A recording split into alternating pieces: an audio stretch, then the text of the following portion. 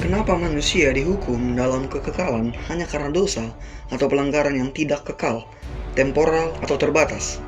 Bukankah ini tidak adil? Manusia hanya melakukan dosa selama hidupnya yang tidak begitu lama, tidak kekal, tapi kemudian hukumannya kekal. Bagaimana kita dapat berkata Tuhan itu adil? Oke.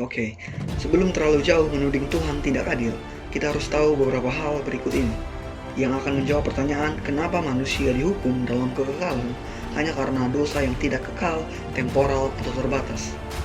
Yang pertama, hukuman tidak dilihat dari berapa lama durasi kejahatannya, tapi dari seberapa besar kejahatan itu.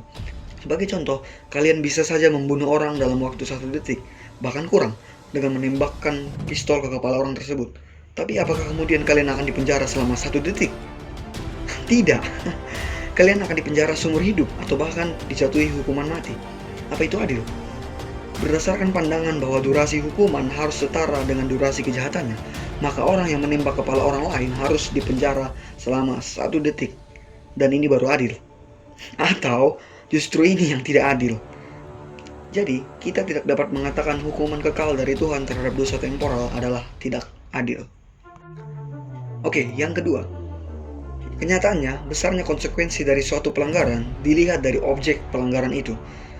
Seorang anak kecil mungkin akan dipukul ibunya dengan rotan karena memecahkan guci mahal.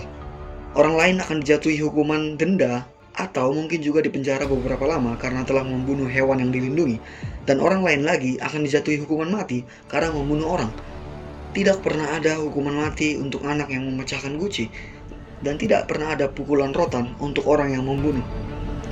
Jadi, konsekuensi dari kejahatan juga dilihat dari objek atau kepada siapa kita melakukan kejahatan atau pelanggaran itu. Dan sekarang, pikirkan, konsekuensi apa yang layak bagi orang yang berdosa terhadap pribadi yang maha kuasa, kekal, pencipta segalanya termasuk diri orang itu sendiri. Konsekuensi apa yang layak bagi orang yang menentang, menolak, dan berdosa terhadap Tuhan?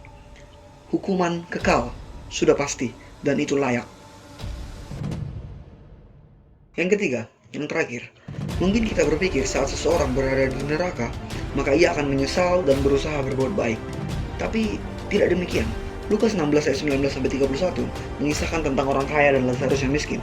Setelah keduanya mati, orang kaya itu berada di tempat sengsara, Hades. Kemudian di ayat 24, ia menyuruh Lazarus untuk memberi dia tetesan air untuk menyejukkan lidahnya. Coba lihat, orang kaya ini tidak berubah. Dia tetap merasa dirinya bos dan memperlakukan Lazarus seperti budak yang tidak berharga, sama dengan ia memperlakukan Lazarus semasa hidupnya. Orang yang berada di neraka tidak jadi baik, apalagi benar. Mereka tetap sama seperti hidup mereka. Dosa tidak berhenti di neraka, itu berlangsung hingga kekal. Jadi, sebenarnya dosa itu tidak temporal, seperti yang dipertanyakan tadi.